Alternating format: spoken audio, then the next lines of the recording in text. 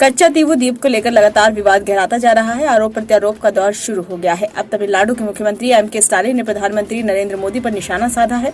उन्होंने तंज कसते हुए कहा कि पीएम मोदी ने अपने गठबंधन में सूचना का अधिकार कानून यानी कि आरटीआई जोड़ा है। स्टालिन की ये टिप्पणियां ऐसे समय में आई है जब हाल ही में पीएम मोदी ने डीएमके पर तमिलनाडु के हितों की रक्षा नहीं करने का आरोप लगाया था और कच्चा तीवू द्वीप को श्रीलंका को सौंपने के लिए कांग्रेस पर हमला बोला था। स्टालिन ने कहा, ईडी और आयकर विभाग के बाद अब उन्होंने आरटीआई को अपने गठबंधन में शामिल कर लिया है। पीएम मोदी जानते हैं कि वह कुछ भी कहेंगे तो लोग अब उनका विश्वास नहीं करेंगे, इसलिए उन्होंने नौटंकी के लिए आरटीआई का सहारा लिया है। इसके अलावा उन्होंने ये भी सवाल किया कि प्रधानमंत्री को उत्तर प्रदेश में कच्चा तीवू के बारे में क्यों बोलना पड़ा। तमिलनाडु के मुख्यमंत्री ने यह भी कहा कि सामाजिक न्याय और समानता के लिए आगामी लोकसभा चुनावों में भाजपा को हराया जाना चाहिए।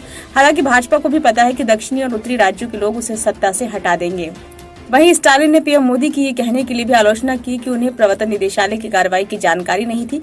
उन्होंने कहा, क्या आपको झारखंड के पूर्व मुख्यमंत्री हेमंत सोरेन और दिल्ली के मुख्यमंत्री अरविंद केजरीवाल की गिरफ्तारी के बारे में पता नहीं था? कांग्रेस पार्टी के खातों को फ्रीज करने के बाद सुप्रीम कोर्ट में आयकर ने यू टर्न ले लिया। आपको पता नहीं है कि आईटी, ईडी और सीबीआई क्या कर रही हैं। उन्होंने ये भी कहा कि जिन लोगों को द्राविड़म शब्द पसंद नहीं है वे उन्हें धर्म के दुश्मन के तौर पर चित्रित करने की कोशिश कर रहे हैं। उन्होंने कहा, हम धर्म के दुश्मन नहीं है, हम सांप्रदायिकता के दुश्मन हैं जो लोगों को बांटता है। एम करुणानिधि की भाषा में कहें तो ये दावा नहीं करते कि मंदिर का अस्तित्व नहीं होना चाहिए, लेकिन हम दावा करते हैं कि मंदिर को कुर्ताओं का शिविर नहीं बनना चाहिए। कुल मिलाकर हम उन लोगों के दुश्मन हैं जो लोगों को बांटने के लिए धर्म का इस्तेमाल करते हैं। गौरतलब है, हाल ही में एक आरटीआई रिपोर्ट को लेकर भाजपा ने कांग्रेस पर आरोप लगाए कि किस तरह बेरहमी से उसने 1974 में कच्चा तीवू को छोड़ दिया था। तमिलनाडु भाजपा प्रमुख के अन्नामलाई ने आरटीआई दायर कर कच्चा तीवू के बारे में पूछा था। आरटीआई सामने आने पर पता चला कि सन 1974 में भारत की तत्कालीन प्रधानमंत्री इंदिरा गांधी और श्रीलंका के राष्ट्रपति श्रीमावो भंडारनायके ने एक समझौता किया था। इसके तहत कच्चा तीवू द्वीप को श्रीलंका को औपचारिक रूप को सौंप दिया गया था। बताया गया कि इंदिरा गांधी ने तमिलनाडु में लोकसभा अभियान को देखते हुए ये समझौता किया था।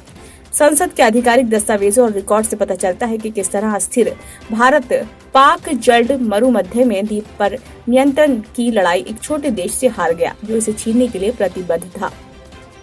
इस मामले में कांग्रेस को घेरते हुए प्रधानमंत्री नरेंद्र मोदी ने रविवार को एक मीडिया रिपोर्ट साझा की थी। उन्होंने कहा था, आंखें खोलने और चौंकाने वाला सच सामने आया है। नए तथ्यों से पता चलता है कि कांग्रेस ने किस तरह बेरहमी से कच्चा तीवू को छोड़ दिया था।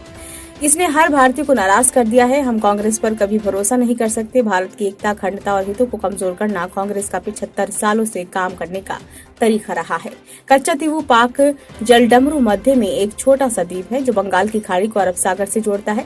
285 एकड़ हरित क्षेत्र 1976 तक भारत का था। हालांकि श्रीलंका और भारत के बीच एक विवादित क्षेत्र है जिस पर आज श्रीलंका हक जताता है। दरअसल साल 1974 में तत्कालीन प्रधानमंत्री इंदिरा गांधी ने अपने समकक्ष श्रीलंकाई राष्ट्रपति श्रीमावो भंडारनायके के साथ 1974-76 के बीच 4 समुद्री सीमा समझौतों पर हस्ताक्षर किए थे। इन्हीं समझौतों के तहत कच्चा तीवू द्वीप श्रीलंका को सौंप दिया गया। ब्यूरो रिपोर्ट, नई दिल्ली।